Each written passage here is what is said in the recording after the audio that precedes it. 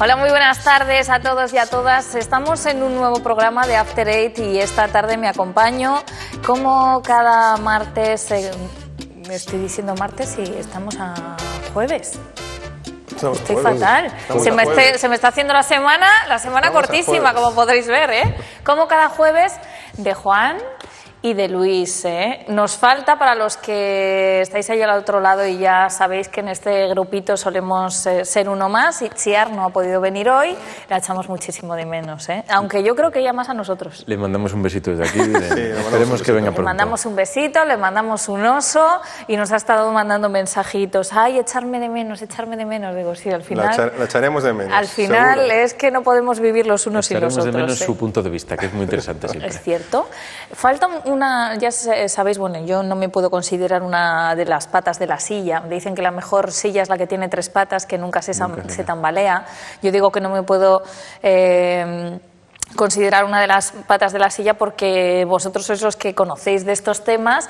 Yo tengo mi humilde opinión al respecto de algunos, pero creo que además sois, digamos, incluso de pensamientos enfrentados en la psicología, ¿no? Sí, bueno, no tanto enfrentados como... Diferentes. Desde abordar la psicología se puede abordar desde muchos aspectos, pero al final el objetivo siempre es el mismo. Es un poco la herramienta que utilices o las herramientas que mayoritariamente utilices. Muchas veces cuando llegan los problemas a la consulta hay estilos o corrientes de psicólogos que utilizamos más una terapia, una intervención más directiva, otros menos directiva. Unos dicen menos, otros dicen más, otros ponen unas tácticas concretas y le enseñan algo, otros permiten o dejan más tiempo para que la persona sola vaya aprendiendo, o se fomenta más la parte más de los pensamientos o las partes más de las acciones. Depende un poco de cada uno. Hay técnicas teóricamente más probadas y otras menos, pero al final el objetivo siempre suele ser el bienestar de la persona. Lo que es más importante es el potencial que tenga la persona, el paciente o el cliente. Es ahí donde, sí es verdad que dependiendo cómo sea la persona o el cliente que se acerque, igual una herramienta o una técnica puede mejorar más que otra. Eso sí que es cierto. Puede potenciar o puede ayudar a una recuperación más pronto. Hay personas, por ejemplo, que cuando tú les dices, yo por ejemplo en la consulta les digo, mira, tenemos que hacer esto y esto, primero y segundo, tal, no me hacen mucho caso y van un poco a lo suyo porque es lo que les viene bien. Entonces se hace más otra parte, quizá la parte más de la escucha, que es súper importante, la parte de la empatía, de sentirse acompañado, que a lo mejor es suficiente. Depende del nivel de problema que tengas también, ¿no? Pero hay personas que le van más un estilo u otro. Sí, pero todas las corrientes psicológicas al final creo que dan tres pasos. Una es encuadrar el problema, es decir, dar una forma. El otro es movilizarlo y al final es resolverlo, es decir, darle otra forma distinta. La forma al problema es este. Lo movilizamos y acaba con otra forma distinta. Yo creo que, resumiendo, serían esos tres pasos.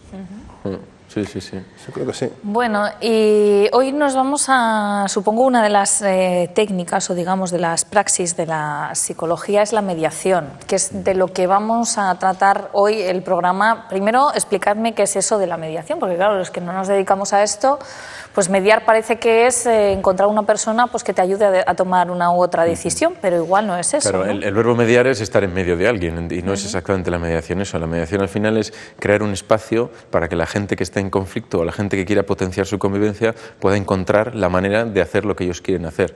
El mediador, por ejemplo, nunca toma ninguna decisión, el mediador no decide nada, el mediador acompaña y crea unas condiciones para que las personas implicadas puedan decidir lo que quieran. No vale para todo y no vale todo el mundo de mediador, pero no vale para todas las situaciones, no pensemos que esto es la panacea. Y a la mediación se dedican más profesionales aparte de los psicólogos. También se pueden dedicar abogados o trabajadores sociales o tal.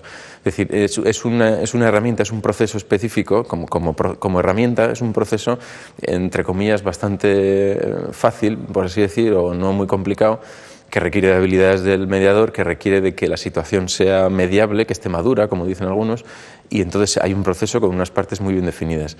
Y lo interesante es que cuando coges a unas personas que realmente no tienen un nivel de conflicto muy elevado y que realmente están viendo que les falta un poco de ayuda para ponerse de acuerdo o para conocer cosas que por sí solos no pueden conocer de la otra persona o del problema, pues entonces viene ahí la figura del tercero que acompaña, ayuda, que es neutral, que es imparcial y tal.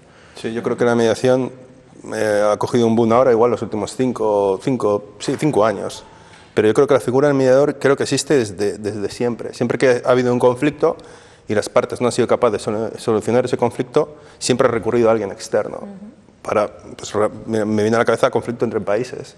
En el momento que están muy, muy enfrascados y se están destruyendo los unos a los otros, tiene que participar un tercero que sea capaz de ver las cosas objetivas y decir qué quieres tú, y a partir de ahí intentar llegar a una resolución para no generar más daño. Yo creo que eso también se ha llevado a nivel personal, a nivel de parejas, a nivel familiar, a nivel de todo tipo. Es que hay de todo tipo. Supongo que en los casos en los que hay secuestros con rehenes, cuando entra eso es también un mediador, ¿no? Claro, y luego hay distintas figuras o distintos roles que no es exactamente la mediación, pero que también ayudan a desatascar un conflicto. También está lo que se llama la intermediación, que es un papel más directivo en el que una persona está directamente en medio de uno y facilita la comunicación, incluso dirige y hace tal.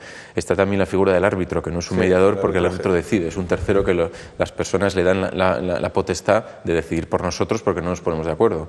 Luego está lo que llaman también los mediadores interculturales, que hay de vez en cuando en hospitales, por ejemplo, centros de salud, pero que realmente no es una mediación, se llama mediación intercultural, pero es al final entender gente que viene de otras culturas a nosotros, ¿no? Viene una persona de otro país muy lejano y entonces tiene unas costumbres y unos hábitos que nosotros no entendemos, y hay una persona como un traductor, entre comillas, no solamente del lenguaje, sino también de sus tal, ¿no? Y hay un facilitador también. Cuando hay conflictos, por ejemplo, muy escalados a niveles políticos y tal, se habla también de los facilitadores. Simplemente alguien que tiene legitimidad por parte en todas las partes. Pues, por ejemplo, cuando el centro de mediación de Jimmy Carter de Estados Unidos, cuando estaba hablando con los palestinos, israelíes y tal, no hacía una mediación estrictamente, hacía una facilitación, es decir, intentaba que las dos partes pudieran empezar a hablar, que son las que ya se sienten en una mesa, ya es la pera, ¿no? Pues eso no es estrictamente mediación, pero son sistemas de resolución de conflictos. Todo eso se engloba bajo lo que un autor que se llama Eduard Benllamata, me parece que es de Valencia, llama la conflictología, que es un término muy chulo en el que decimos, mira, todos los conflictos que tienen las personas se pueden abordar de diferentes maneras, según el momento del conflicto en el que esté. Si nos estamos pegando a tortas, pues tenemos que utilizar la vía del poder, posiblemente, o la vía del derecho. De la imposición. Claro, ¿no? porque al final no se puede. Si realmente tenemos una convivencia entre 11 personas en un equipo de trabajo, por ejemplo, en una televisión, pues a lo mejor hay que hacer situaciones de mejora de la convivencia y hacer un workcafé o un workshop o unas jornadas de comunicación de no sé qué, que eso también favorece, ¿no? Entonces, cada momento del conflicto, de la convivencia entre las personas, requiere de unas herramientas u otras para potenciar. Es un tema muy chulo.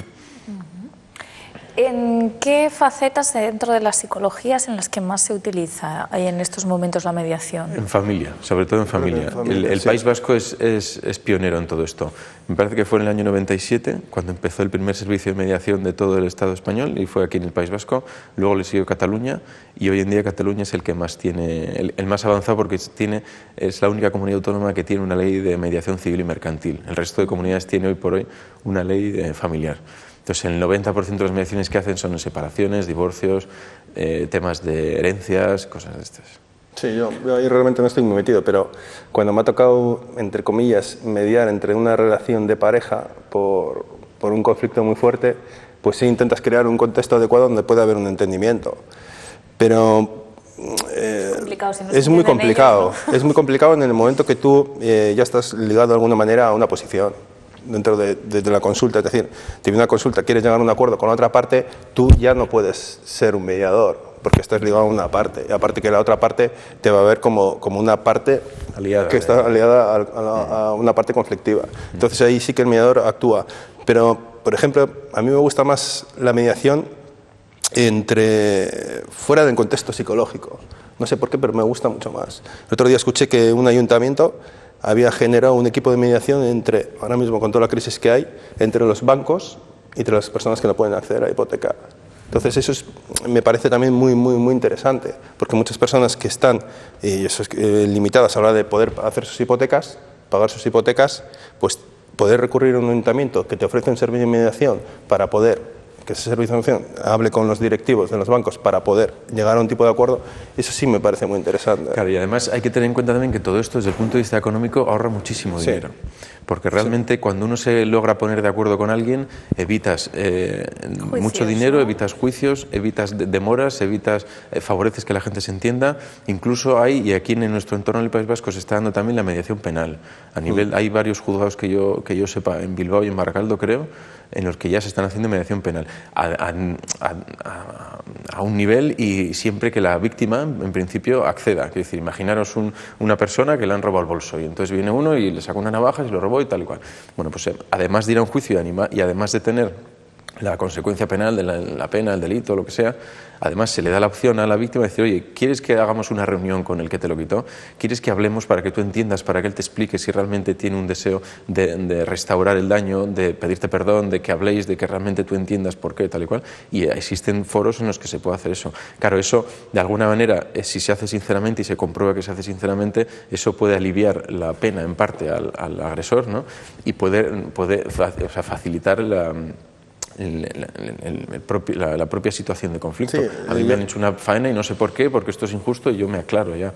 Incluso en Estados Unidos yo he visto un vídeo de una mediación penal con un asesinato. La madre de una chica asesinada fue a hacer una mediación con el asesino, pero una mediación un poco peculiar, ¿no? Porque realmente pues iba a la cárcel, imaginaba la escena con el preso de naranja con cadenas, como en las películas igual, y la madre va a hablar con él, con un par de policías enormes ahí, y entonces le quiere preguntar por qué la ha matado, por qué tal, por no sé qué. Y en esa mediación, en esa reunión, por así decir, que dura una media hora, realmente la madre se da cuenta de que la persona está totalmente trastornada, que está totalmente fuera de sí, y entonces ya entiende y se queda tranquila, tranquila entre comillas, de que ha habido una persona que no tiene ningún motivo, pues a ella le ha tocado, le ha matado a la hija, no sé qué y tal. Y de alguna manera se restituye, por lo menos se aclara el daño ese, ¿no? Porque muchas veces la sensación de indefensión de algunas víctimas es brutal y no podemos ni saber, ni hablar, ni conocer, ni que me escuche a mí mi daño que estoy teniendo, ¿no? Yo quiero que este me escuche y que se entere del daño que me ha hecho porque tal cual.